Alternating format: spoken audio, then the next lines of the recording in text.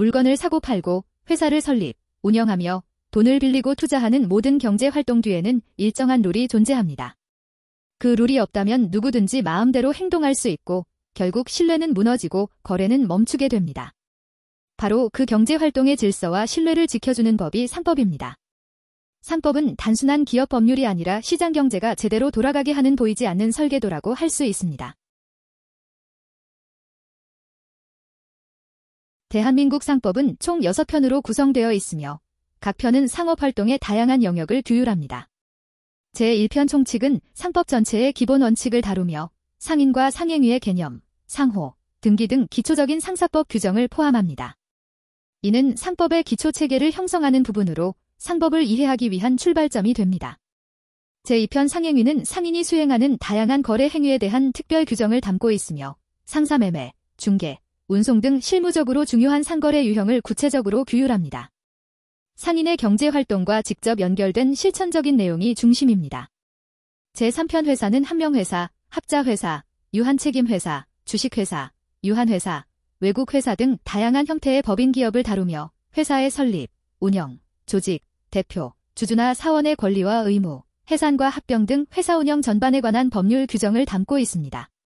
제4편 보험은 손해보험, 인보험, 해상보험, 자동차보험, 보증보험 등 다양한 보험 제도를 포함하며 보험계약의 체결과 이행, 보험자와 피보험자의 권리와 의무, 보험금 지급 및 면책 조건 등 보험의 기본 원리와 실무를 규정합니다. 제5편 해상은 선박, 선장, 해상운송 및 해상위험, 공동훼손, 충돌, 구조 등에 관한 규정으로 구성되어 있으며 해운기업과 해상운송과 관련된 법률 관계, 선박의 법적 지위, 해상운송 계약 및 사고 처리 절차 등을 다룹니다. 제6편 항공운송은 항공운송에 관한 특별 규정으로 항공화물, 여객, 수화물의 운송과 운송인의 책임 및 손해배상 한도 등에 대해 규율하고 있습니다. 항공산업과 관련된 법적 분쟁을 해결하기 위한 기준이 되는 규정들입니다. 이렇게 상법은 기업 활동 전반을 포괄하며 각 분야의 특성을 반영한 세부 규정을 통해 상업적 신뢰와 효율을 동시에 추구하고 있습니다.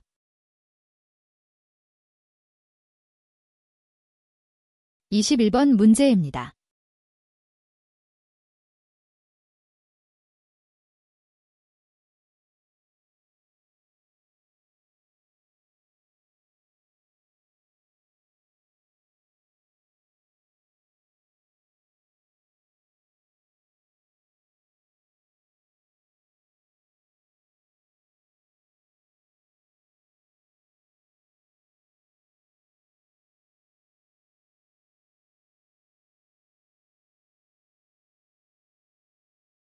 이번 시간에는 대한민국 법인인 원고가 러시아 법인인 피고와 체결한 면도기 부품 생산용 설비 공급 계약에 관한 것으로 국제물품 매매 계약에 관한 국제연합협약 CISG의 해석과 적용을 둘러싼 중요한 법리를 포함하고 있습니다. 원고는 2011년부터 2014년까지 사출 성형기와 조립 라인을 인도했으나 피고는 일부 대금을 지급하지 않았습니다. 이에 양측은 2015년 대금을 분할 지급하되 시운전 완료 확인서에 서명한 날을 첫 지급 시점으로 약정하는 2차 부속 계약을 체결하였습니다. 그러나 원고가 시운전을 완료했음에도 피고는 설비 하자를 이유로 시운전 완료 확인서 작성을 거부했고 이후 재시운전에도 설치 시운전 확인서만 작성하며 대금 지급을 지연시켰습니다. 이에 원고는 물품 대금 청구의 소를 제기하게 되었습니다. 이 사건의 핵심 법률 쟁점은 외국법이나 국제협약의 적용이 법원의 직권조사 대상에 해당하는지 여부, 준거법에 관해 당사자 간 명시적 또는 묵시적 합의가 인정될 수 있는지 여부, 국제물품매매 계약에 관한 국제연합협약 CISG의 적용과 그 흠결 보완 기준, 그리고 시운전 확인서와 대금 지급 시기를 어떻게 해석할 것인지에 관한 쟁점이었습니다. 대법원은 먼저 대한민국과 러시아가 모두 CISG 체약국이므로 특별한 사정이 없는 한 CISG가 우선 적용되어야 한다고 판단했습니다.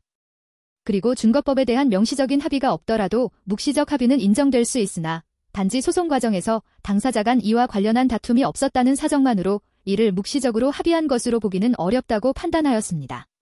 아울러 외국법이나 국제협약을 포함한 준거법은 법률로서 법원은 이에 대해 직권으로 조사하고 적용할 의무가 있다고 판시하였습니다.